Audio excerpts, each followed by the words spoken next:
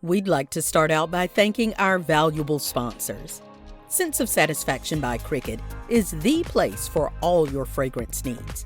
Plus, she's got products to heal what ails your skin and your hair. Shop at scentsbycricket.com.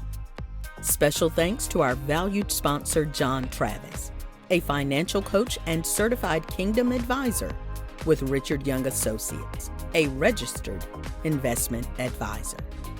Thanks goes to Anna Patterson, my sister in the Lord who faithfully gives to this ministry every month.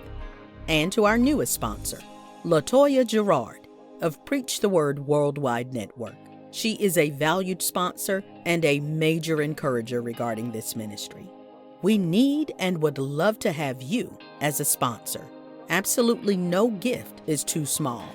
Please note the info regarding giving throughout and at the end of the show, and help us spread these testimonies around the world. Please note that the views and opinions expressed on this show are not necessarily the viewpoints of our sponsors.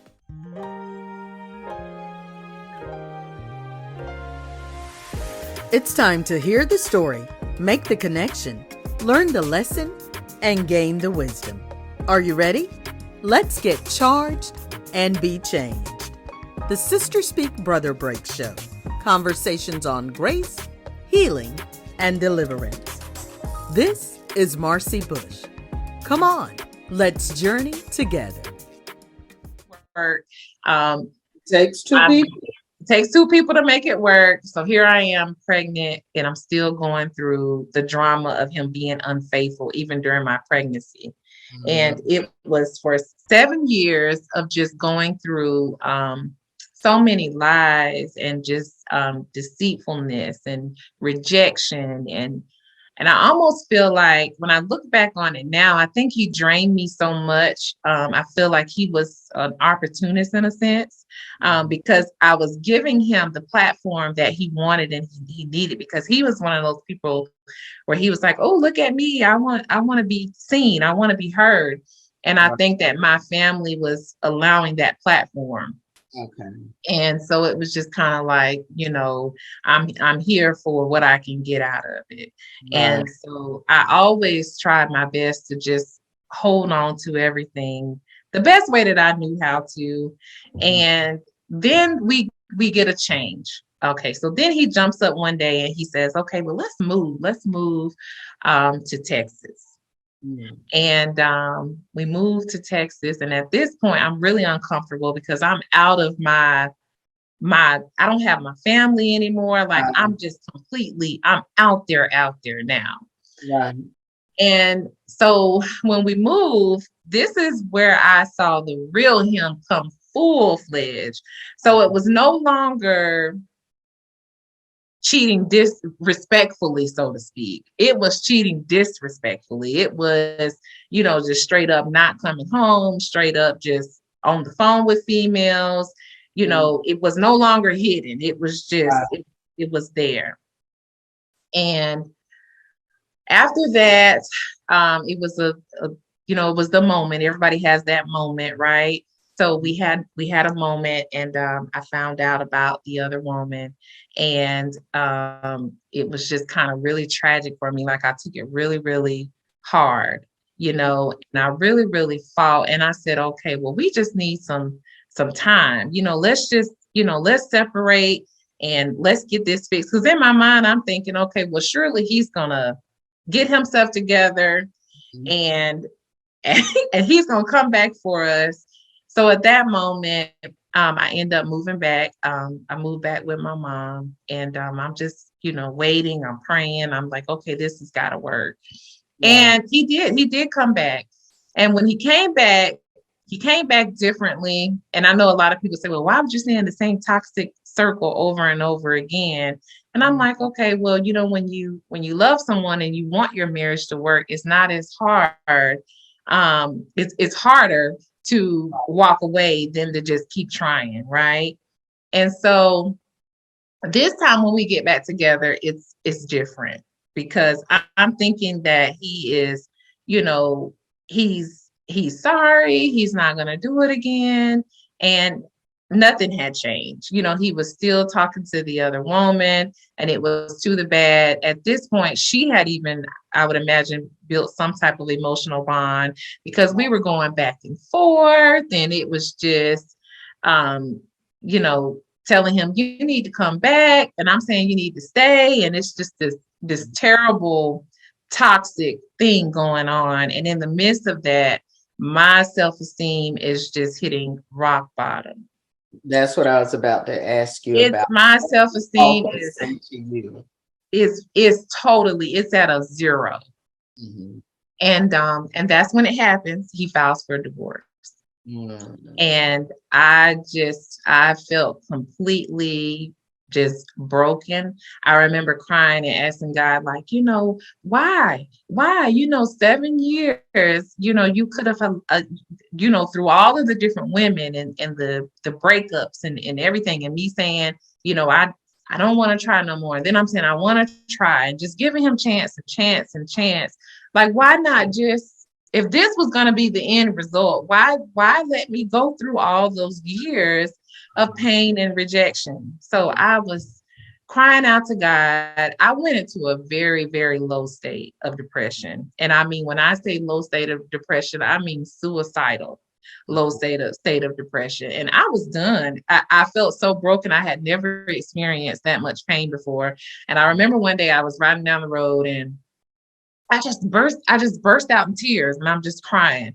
Like, you know, God, why? You know, why do you create hearts like mine where we love so hard and then we get broken? You know, how does that, if you love us the way you say you love us, why do you allow us to experience such grief and pain? Because it was almost like someone had died. I literally felt like my heart was just ripped into not two pieces, but multiple pieces. And it was laying there with no life in it. That's the only way I know to describe it. Mm-hmm. And during that time, I was not a good person. I was not a nice person. I was just completely broken. Mm-hmm. And again, you know, I'm going to move again. I'm like, okay, well, I hate the world at this point. Mm-hmm. I don't want to talk to my mama because she loved the Lord and I'm done with the Lord. Mm-hmm. I don't want to talk to anybody else because y'all love the Lord and I'm done with the Lord because the Lord, he betrayed me. He set me up for failure. He tricked me. You know, I thought I did everything right. You know, mm-hmm. I made a decision to follow him thinking that it was going to be happily ever after, and he tricked me. Mm-hmm. This is all the stuff that the enemy is telling me in my head at this point, and I'm believing it. Yeah. So I completely separate myself. And during this time, I'm saying, okay, well, I'm just going to start over and I'm good. I'm not worried about no man. I'm good. I just want to be mean and angry. And I was mean. I was angry. I was depressed. I was just suicidal. I was everything you can think of. I had never been that low in my entire life. Never thought I would be that low. And that's where I was. I was just low. I was low. Told my son, I said, you can go spend some time with your dad. Like I'm low. I'm at my lowest and I'm good here and I don't want to be bothered. I'm just going to lay here and die.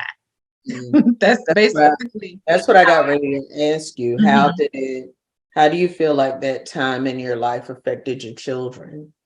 I know it affected them greatly because we talk about it now. And my son says, gosh, mommy, you know, I know he was younger, but he knew that was a bad situation because you were just not nice. You were not happy. Like you were literally just waking up and dealing with the day and going to sleep. You had no sense of well-being or anything. You were totally just withdrawn from the world. Right. So I know it had to affect them greatly. I think sometimes when you're dealing with when depression gets to the point where you can't even say I'm depressed, you're just broken and you're just like laying there limp, just broken. Mm-hmm. It's hard to navigate through life when you're that way, and it affects the other people around you. So I know it affected them greatly. Right. So where did you go from there? Because you kind of, once that happened with him, it sounds like, you were like done with God, so you're done with people. And it sounds like you disconnected from the people that had your best interest at heart.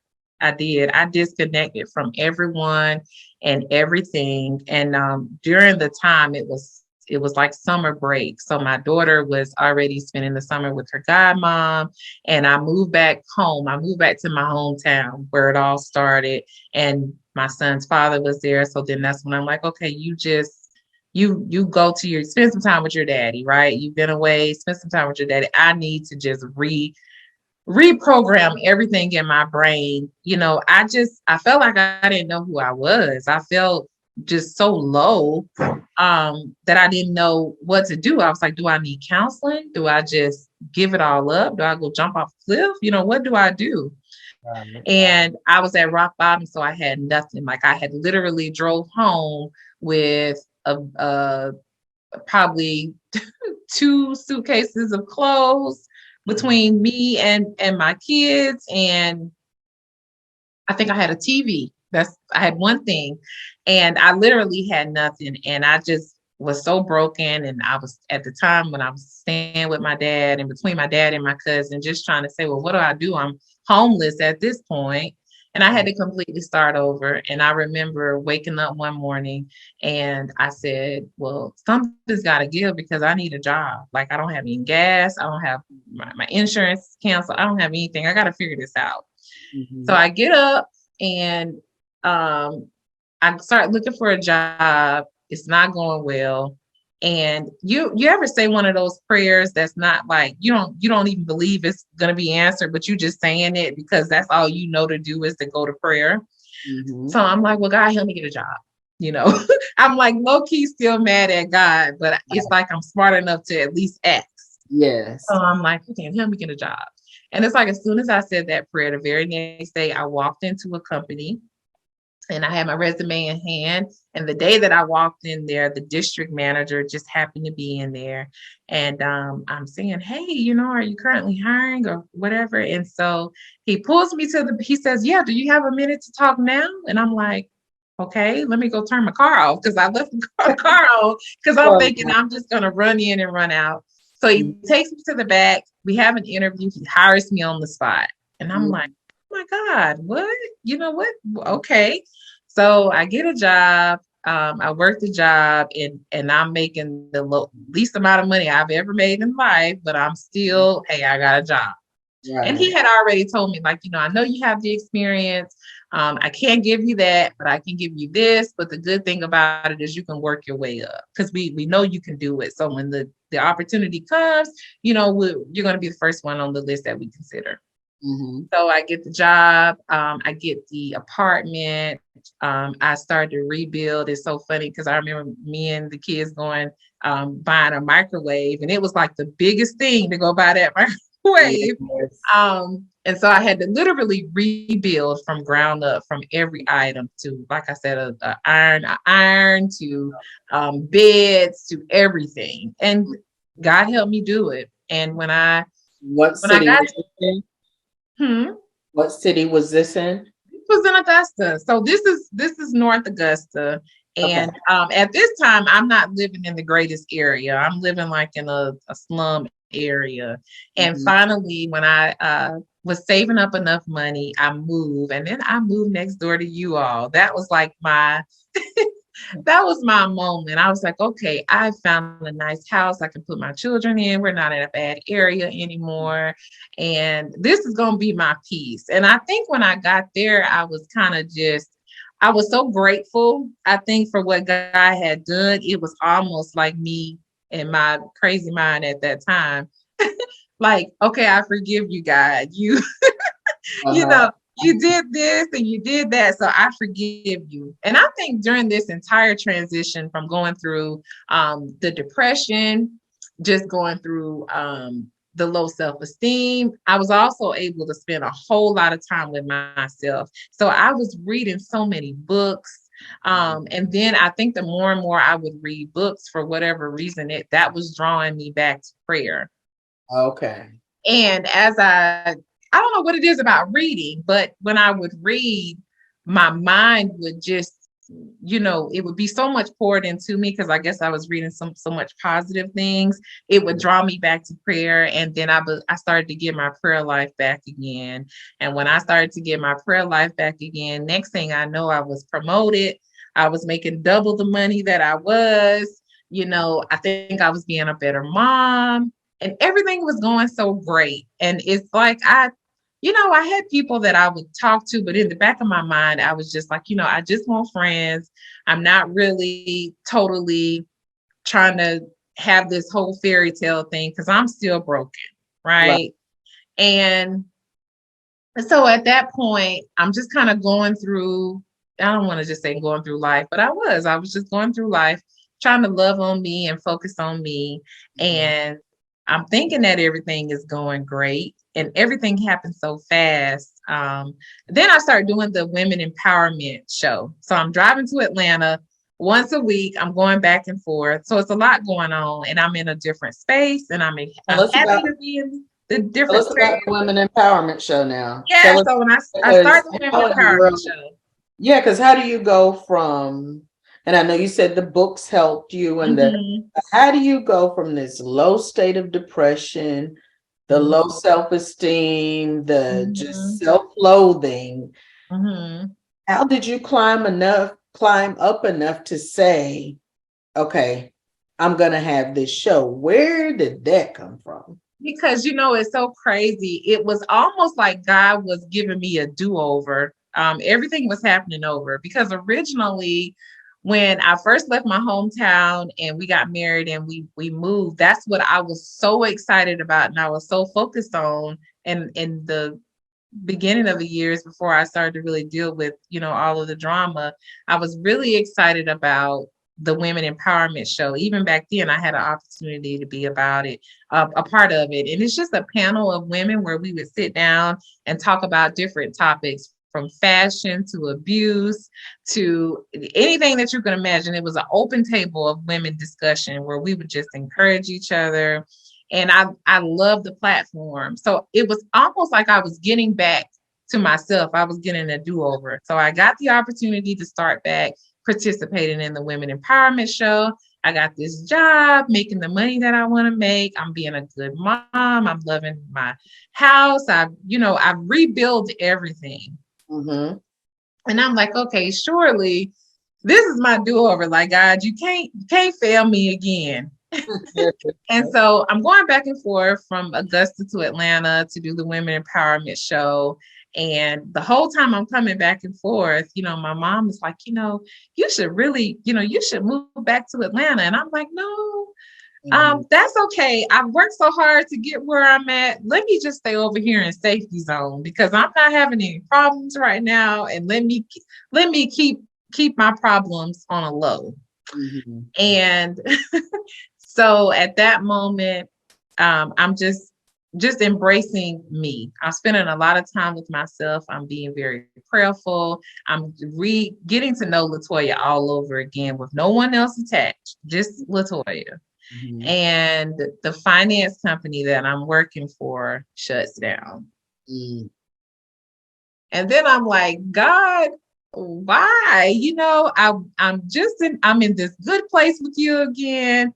Here I am trusting in you. Now what? And then when I say it shuts down, Monday, they tell us Wednesday is the last day. Oh, wow. So I'm like, here we go. Here I am again. And the company that purchased it did not offer me a job offer. And that just blew my mind because I'm like, what do you mean? I have the top store in the district. Like, why would you not? And now I know it was all God. But in that moment, I'm just like, what do you mean? It's like, please don't tell me my life was falling apart again. And so the company shuts down. The lease is up on my house. I'm like, okay, well, I'm not going to, there's no need to renew this lease. I don't have a job. So then I pick up the phone and I'm in a good space, but I'm just kind of like, where do I go from here? So I pick up the phone and I'm talking to my mom about it. And she's like, well, we have a position open here And I'm like, okay, all right, okay, God, because at this point there's nothing there. I don't have a job. My lease is Right. up. Right. I'm kind of like at this crossroads. So I decided to move, and I moved, and everything is going good. I ended up getting another apartment very quickly. So it was like God was showing me, you're not going to go through what you went through last time. You're not going to be at rock bottom. You don't have to start over. Like, I've got you. And he did. I mean, he made so much provision for me during that time. I didn't miss a beat. And so I'm in Atlanta. I'm doing my show. I'm focused on me, and I'm just living the life. And then I meet somebody. So at this point, I'm like, red flags, like, don't do it. Don't do it. Don't do it. Yes. And I could just literally feel such a peace, like God was showing me this time is going to be different. I'm getting ready to repay you for so much ashes, so many tears. I'm getting ready to repay you. And so during our dating period, it was so peaceful, because I remember calling family and friends and being like, "Is this normal?" Because he's not saying mean things. We're not arguing. Like, he's just so transparent. He's so honest. Something's not right. And then that's when I have to experience, this is what a healthy relationship looks like. Okay. And it was just totally different for me. And I was so hesitant in the beginning. I gave him such a hard time. That's what I was getting ready to say. Were you doing any of the things like with relationship sabotage?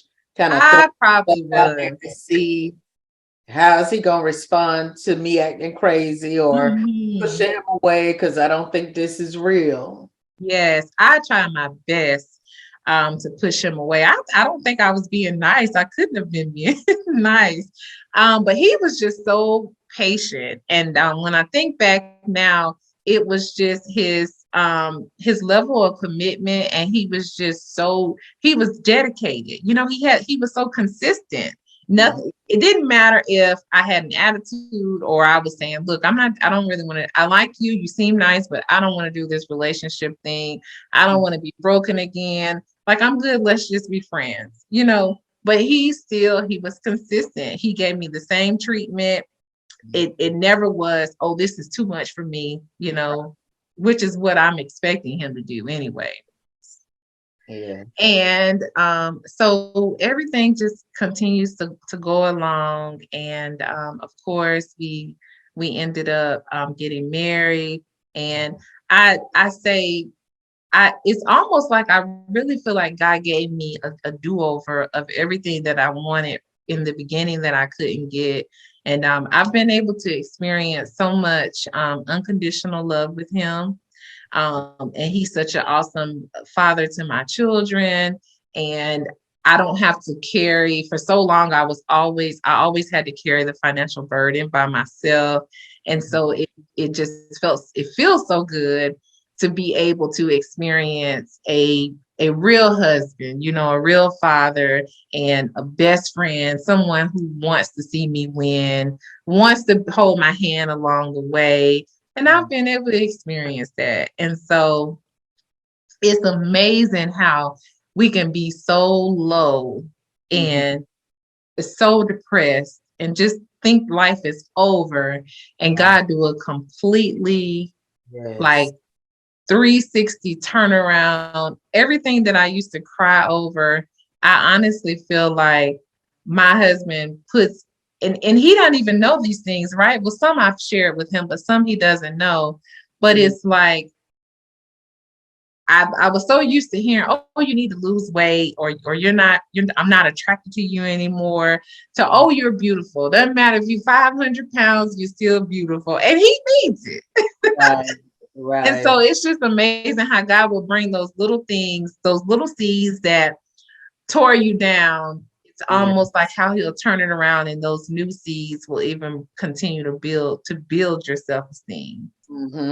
I was going to ask you how, and you went right into it. I was going to ask you, I know that what your first husband and your previous relationships did.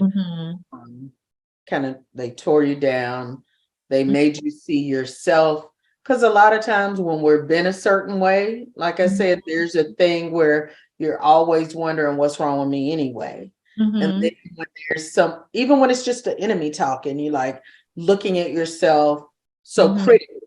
And then when the enemy sends along someone who comes in agreement with those thoughts, the self-talk and the self-loathing is really difficult. So that's what I was going to ask. How has being in a healthy, godly relationship, how has it changed what you see about you?